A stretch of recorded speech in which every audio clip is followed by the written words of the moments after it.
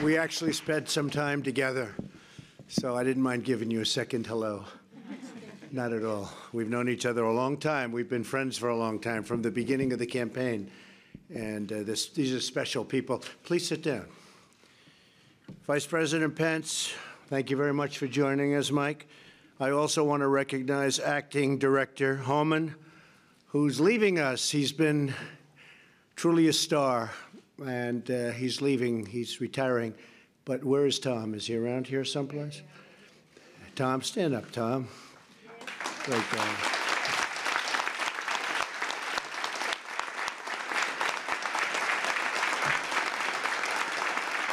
Tom has been doing what he's doing for 34 years and doing it with strength and dedication, and you are really outstanding. And your highly recommended replacement is going to do a great job.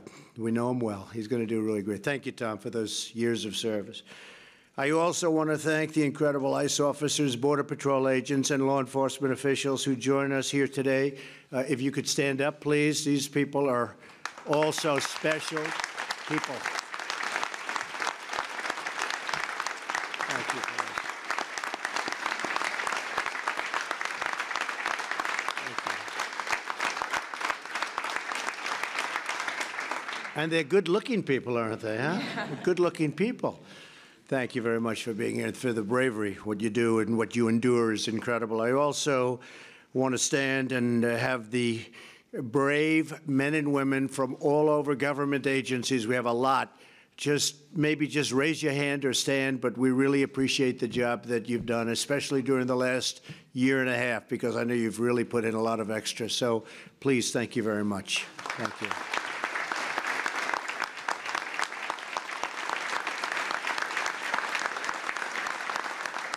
We're gathered today to hear directly from the American victims of illegal immigration. You know, you hear the other side, you never hear this side. You don't know what's going on. These are the American citizens permanently separated from their loved ones. The word permanently being the word that you have to think about, permanently. They're not separated for a day or 2 days. These are permanently separated because they were killed by criminal illegal aliens. These are the families the media ignores. They don't talk about them. Very unfair. We have to look at everybody, but this is a very unfair situation.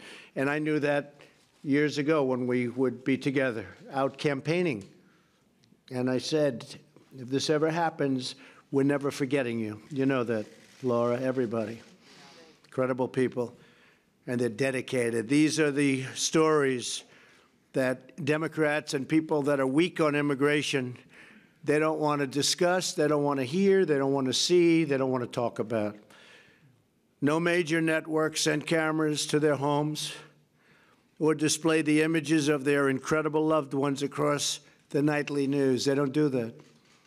They don't talk about the death and destruction caused by people that shouldn't be here. People that will continuously get into trouble and do bad things. For years, their pain was met with silence. Their plight was met with indifference, but no more.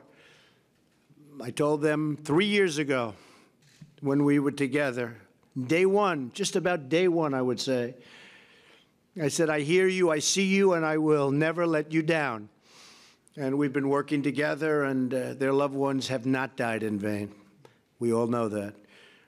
We call these brave Americans the angel families, angel moms, angel pops. These are the angel families. Your loss will not have been in vain. We will secure our borders, and we will make sure that they're properly taken care of. Eventually, the word will get out. We've got to have a safe country. We're going to have a safe country. And your loved ones are going to be playing and will continue to play a big part in it. You know that, right? You know that. So here are just a few statistics on the human toll of illegal immigration. According to a 2011 government report, the arrests attached to the criminal alien population included an estimated 25,000 people for homicide, 42,000 for robbery, nearly 70,000 for sex offenses, and nearly 15,000 for kidnapping. In Texas alone, within the last 7 years, more than 250,000 criminal aliens have been arrested and charged with over 600,000 criminal offenses. You don't hear that.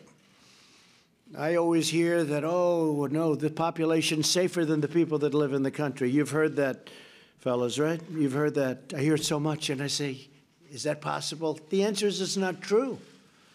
You hear it's like they're better people than what we have, than our citizens. It's not true.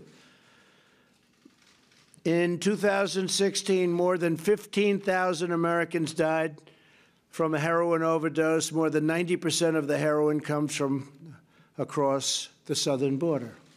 90%. As a result of sanctuary city policies in fiscal 2017, more than 8,000 criminal aliens. These are really hardcore criminal aliens. Were in police custody and were released because of our weak laws, weakest in the world, weakest in the history of the world.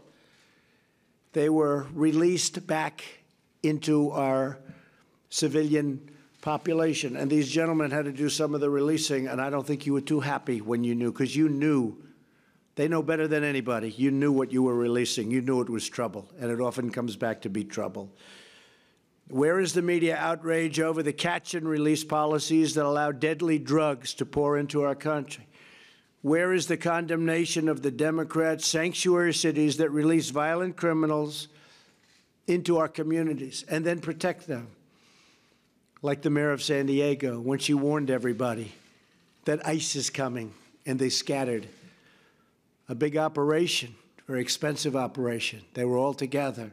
They all scattered.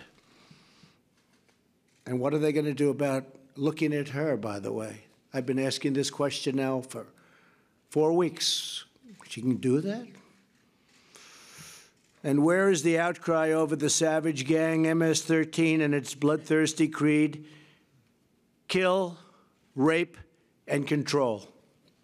Because the news media has overlooked their stories, I want the American people to hear directly from these families about the pain they have had to endure, losing not only their loved ones, great people, great Americans, people that would have been very successful, people that in some cases could have been here one day, could have been here.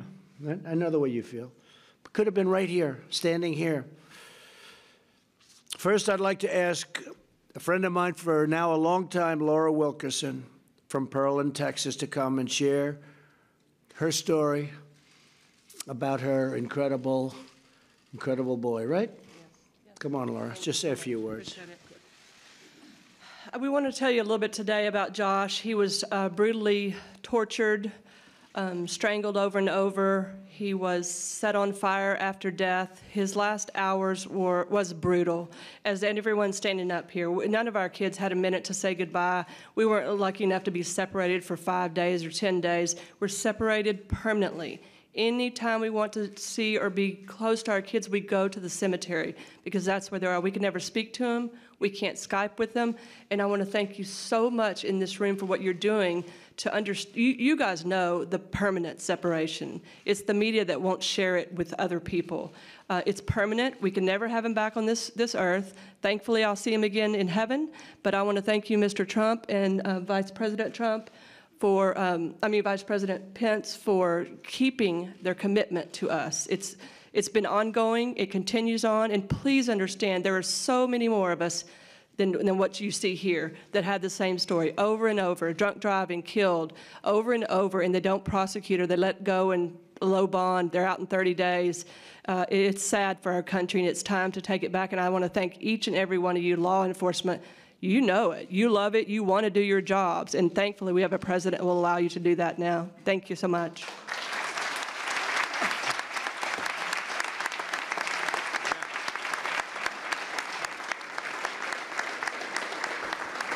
Thank you, Laura. Next, I'd like to ask Juan Pena from Greenfield, California, to speak. Juan, please come up. Thank you. Thank you, Juan. My name's Juan Pena. First of all, I want to thank the Remembrance Project for bringing my daughter's name out to light, and for candidate Trump to let me speak about her. And I've got a lot of people that I need to thank. My daughter was Christy Supina back in 1990. She was kidnapped, strangled, stabbed, raped, and sodomized, and her new body was found in an artichoke field. I've been fighting for 28 and a half years. He's been fighting. He was loose for 25. The last 3.5 years, he's been fighting extradition. And on May 3rd, God answered my prayers. Mexico finally turned him loose to us, and he is now in the Monterey County Jail, and we can start court procedures for my daughter's death. And I want to thank everybody that was involved in getting him over here. The Sheriff's Department of Monterey County, for the investigator. The sheriff never told her, don't give up on this, just stay on it and stay on it. And she pinky swore that she was going to get him over there, and she did. And I just want to thank the president and everybody, and I just hope everybody can get what I just got. And I'm out here speaking for the thousands of victims that we have here in the United States. And I want to thank you all. Thank you.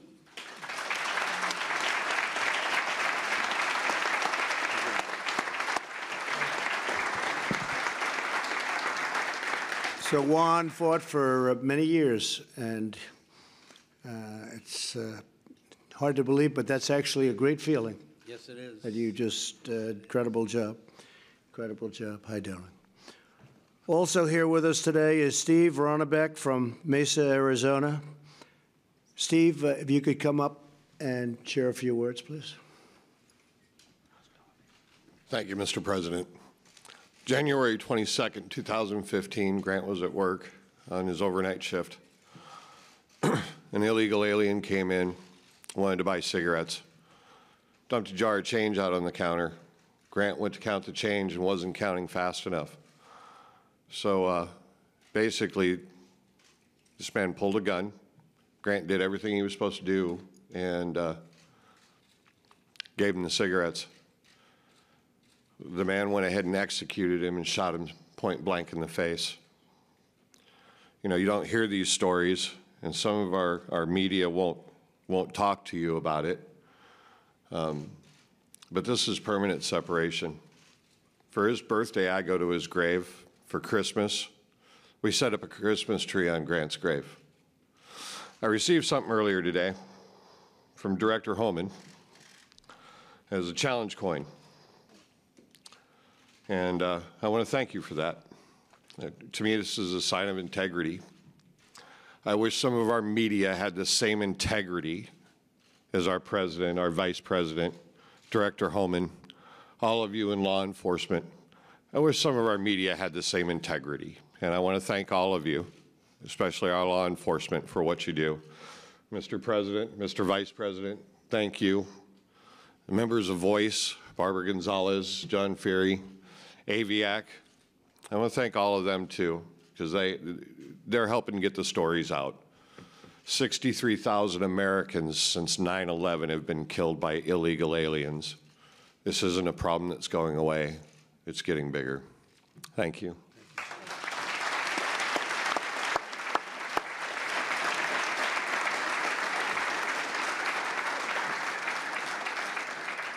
$63,000. And that number, they say, is very low because things aren't reported. 63,000, and you don't hear about that. Also here with us today is Michelle Root from Modale, Iowa. Great place. Michelle, please come up. Thank you, Mr. President. My daughter, Sarah Root, was killed within 24 hours after graduating with a bachelor's, 4.0 in criminal investigations, out celebrating, stopped at a stoplight and rear-ended by Edwin Mejia going 70+ miles an hour. He was arrested, but then he paid a $5,000 bail, and now he has fled. Our separation, like everybody has said, is permanent. Sarah never gets to go on to be a wife, a mother, a grandmother, an aunt. My son does not have his only sibling any longer. My life has been devastated. So has my daughter's family and friends. I want to thank President Trump and Vice President Pence, Barbara Gonzalez, John Freary, and Director Holman for all their support. They have never given up on us. AVIAC was a group that we started because we were tired of not having anybody else to go to get information. When Sarah was killed January 31st of 2016, I had nobody, but I was thankful for my politicians in my area. And you know, President Trump was one of the first ones to reach out to my family. And he has been there from the beginning, never left our side. Now we just need to get my daughter's killer found. Again, my separation is permanent. Sarah's never coming home. I never get to take a selfie with her again. I have no more pictures of her. So please, thank you guys for everything. Keep up the great work. Our police officers, our Border Patrol, please continue to fight. Thank you.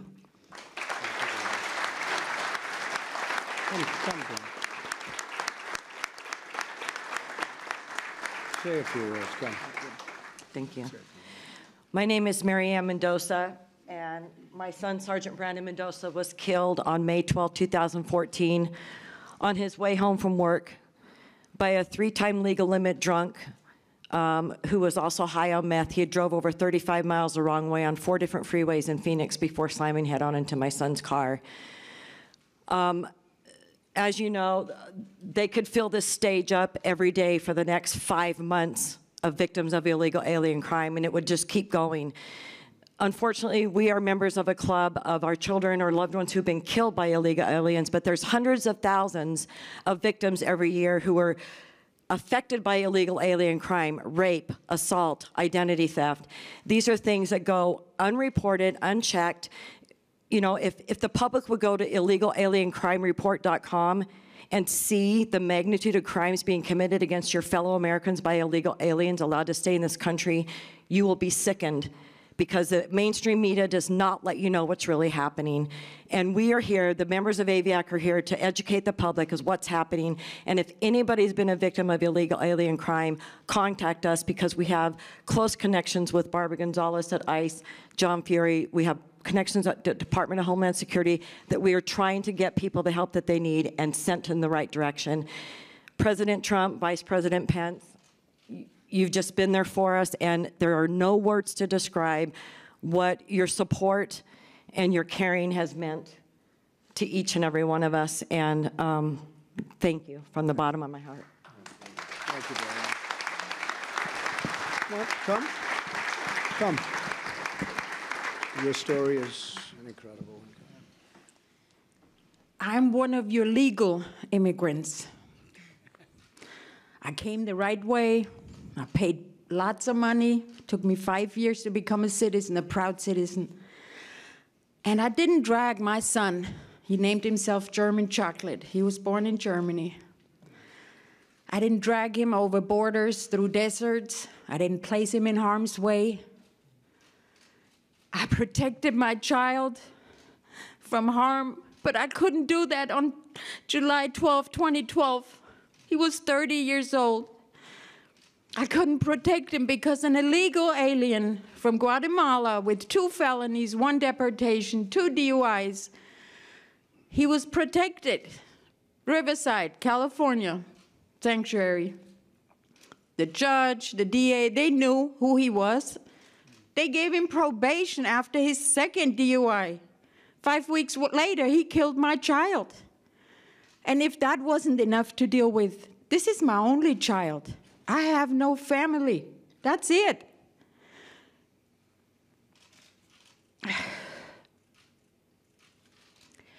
The public needs to know, and they deserve to know, that this could happen to each one of you at any given second. You hug your child, you send them off, no matter what age they are. And then you get that ugly phone call that will forever change your life. And thank God, our president and vice president, Voice, my family of Aviac, they rallied behind us. They were the only ones and gave us a little light. I was going to end my life. I had no purpose. But President Trump coming down that escalator that day and talking about illegal immigration stopped me in my track. And I had no clue at that point that I would ever be at the White House.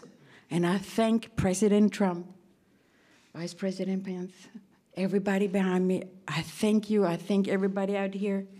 Make sure you get our stories out. I brought my son. This is what I have left, his ashes. I wear his ashes in a locket. This is how I get to hug my son. So remember when you go home and hug your kids, that there are many of us, thousands of us, who don't get to do that anymore. And let's work together and get this done. All politicians, I don't care what side you're on. You don't want your child in a casket or in an urn. So get it together, for God's sake, for this country, for our citizens. Thank you.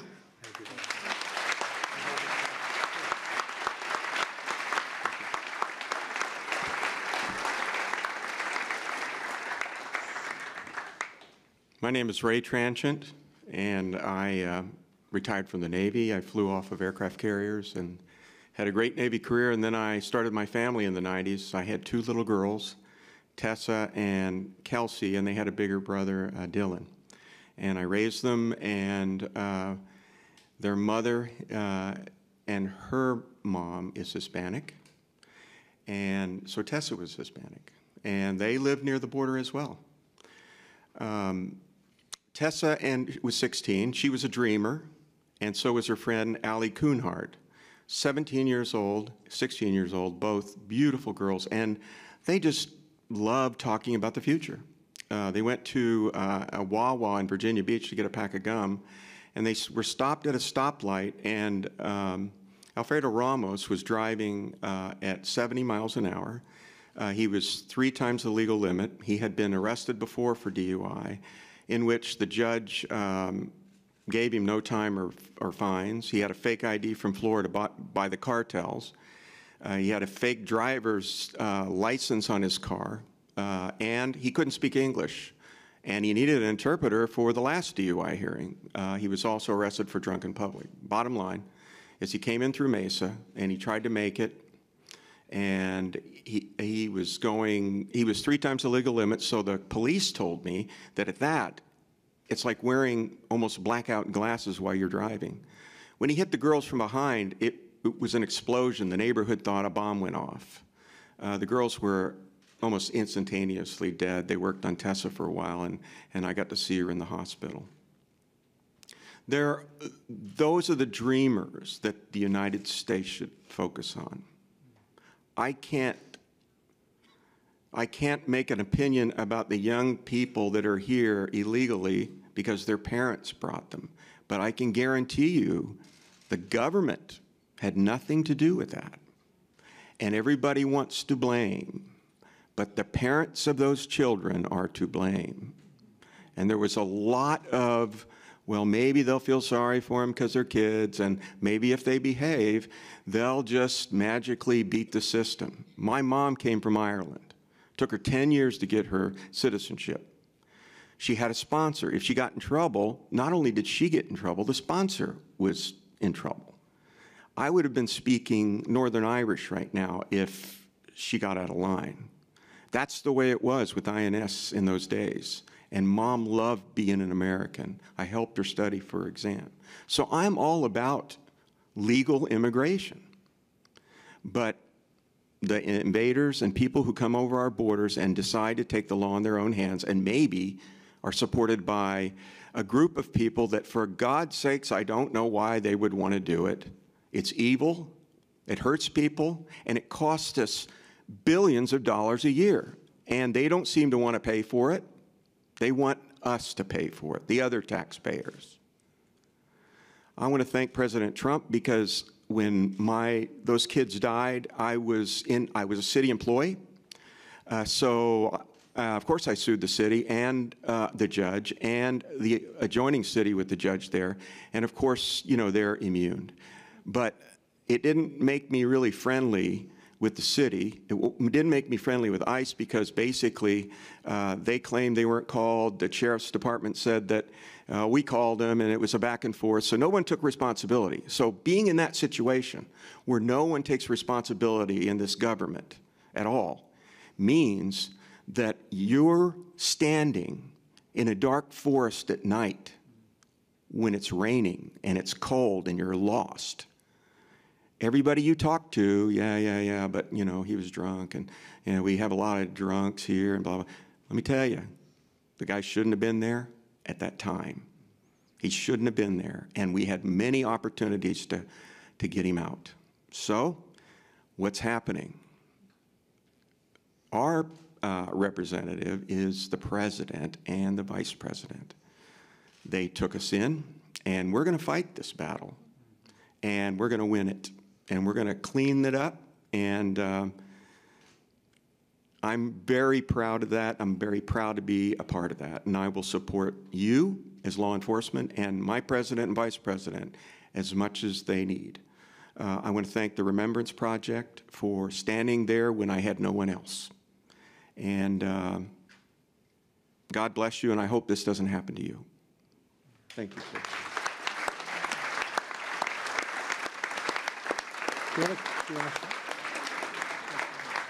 This is Tom Selleck, except better looking, right? Better looking. Thank you. Thank you. My name is Angel Mom Agnes Gibbony. My family legally immigrated from Hungary. We escaped during the revolution. We couldn't come to the United States as my mother planned because my father was born in Yugoslavia and they wanted us to stay. And because my mother said no, they didn't allow us to come to the American embassy.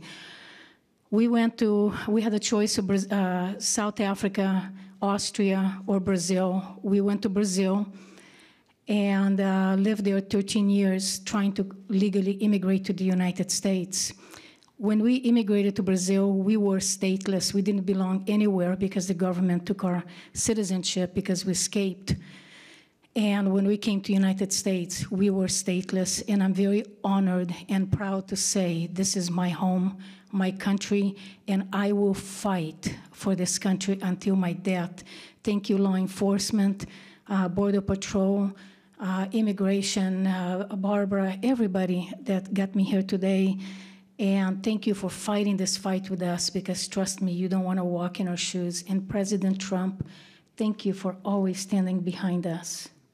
You are the biggest birthday present I got, and I'm still waiting for that shovel to help build the wall at the border. I live in California, and I would like to ask if you don't want your state to become a sanctuary state.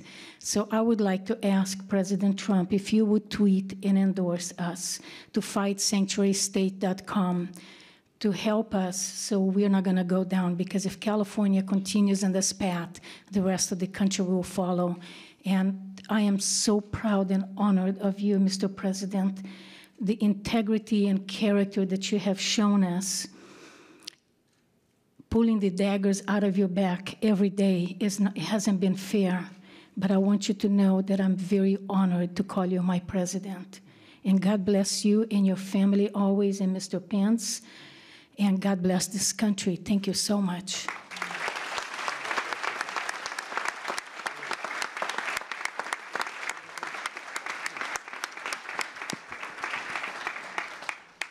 Thank you. Thank you, Mr. President. This is my son, Drew. He was in law school in San Francisco in 2010 when Roberto Gallo tried to make a last-second left-hand turn and hit him. Instead of stopping, he tried to flee, so he accelerated, drove over his body. My son was on a motorcycle. His helmet came off, wedged under one of his tires. He backed up, driving over him a second time, and then trying to get away, went forward. By that time, a guy had gotten out of the car and stood in front of Gallows, and he stopped with his rear tire on my son's abdomen and five people had to lift the car off of him. But I want to talk about somebody else, and you heard Agnes mention FightSanctuaryState.com. In April of this year, I filed with the state of California an initiative to overturn the sanctuary state. There's just way too many deaths, way too many traffic collisions. I should just add on an aside, you know, we gave out driver's licenses in 2015, and in 2 years, the first 2 years of that, traffic fatalities on what was supposed to be safer roads have gone up 19%, hit and runs have gone up 26%. Yet they're still telling people the roads are safer because of that. But there's so many other, and somebody who's not here, a woman named Veronica Cabrera Ramirez. To give you an example of what happens with Sanctuary, she was a domestic violence victim, called the Santa Rosa police. They arrested the perpetrator. He had been deported previously. ICE filed a detainer. And then the day that they decided to release him, instead of calling ICE and giving ICE a chance to show up, they were an hour and a half away. They gave him 16 minutes to show up, and they released him. And 16 days later, he murdered Ms. Ramirez. And according to Kevin De Leon, who was the author of the Sanctuary Bill, that makes the state safer. If you keep the federal police, federal law enforcement over here, and you keep the state law enforcement here, that makes the state safer. That's absurd, it's outrageous, and something has to be done, and I hope that, as Agnes said, if we don't kill this in California, it will spread, and I know it already is in some places. It's a death sentence for American law-abiding citizens. Anyway, I'd like to thank the President and the Vice President, everybody else who's here. Director Homan, thank you so much. You've become a credible friend. John Feary, Barbara Gonzalez, and my new friend today, Kristen Nielsen. Anyway, thank you all very much, particularly law enforcement.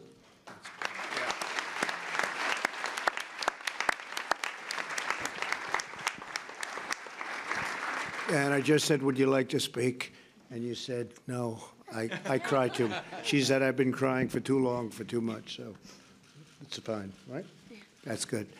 Well, I just want to thank everybody for being here. I know these families. I know many more families that have gone through the same thing. And I can not imagine it being any worse, but we pledge to act with strength and with resolve and in the memory of those who have been lost so needlessly. And it's because of families like yours that my administration created the new Office of DHS, the Victims of Immigrant Crime Engagement, which has been doing, I hear, a fantastic job. They call it Voice, so that your voices can be heard. Today we have released the first Voice report within the first months of Voice. We've opened more than 2,800 victims registered to receive information on their perpetrator. We're following these people. We're following them, so it can't happen again by that individual. Voice assisted hundreds of families already, connected them to crucial services such as grief counseling, followed up their cases, and helped ensure that the criminal aliens that harmed their families so egregiously were detained, removed, and deported. Our first duty and our highest loyalty is to the citizens of the United States. We want safety in our country. We want border security. We don't want people in our country that don't go through a process. We want people in our country based on merit, not based on a draw, where other countries put their absolute worst in a bin and they start drawing people. Where you think they're going to put their good ones. They don't put their good ones. They put their bad ones. And then when they commit crimes, we're so surprised. We'll not rest until our border is secure, our citizens are safe, and we finally end the immigration crisis once and for all. We want safety in our country. We want strong borders. We want people to come in, but we want them to come in the proper way. So thank you all for being here. These are incredible families, incredible people. Your loved ones have not died in vain. Much of what we're doing today is because of what you've had to endure. And we just thank you all very much for being here. And God bless you all. Thank you. Thank you. Thank you very much. Thank you, everybody.